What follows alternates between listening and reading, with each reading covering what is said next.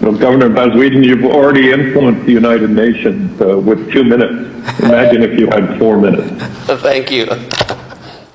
I'd now like to turn to another C40 Vice Chair of the Government of Jakarta, Anies Baswedan. You also have 2 minutes, Governor. Thank you, Mr. Miller.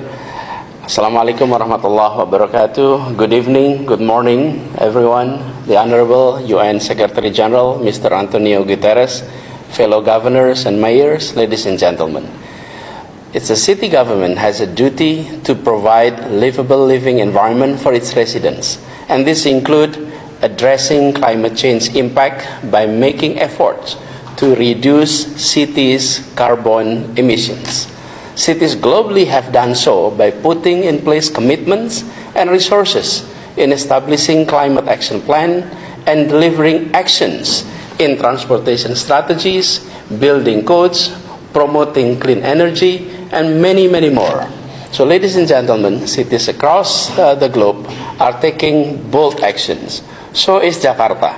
Jakarta commits to be a climate resilient city, and at the moment, Jakarta is moving from car-oriented development to transit-oriented development. And Jakarta is leading in sustainable transportation and mobility transportations, and we would like to continue even further. So in these occasions, ladies and gentlemen, allow me to propose the assistance that cities needs from the UN. The UN may have a big role for supporting cities across the globe.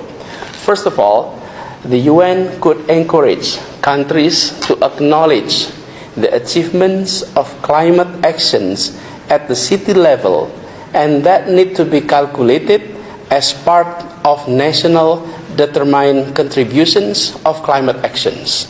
Secondly, within the United Nations capacity, the organizations could lend a hand to foster vertical and horizontal integrations at actions and at policy levels.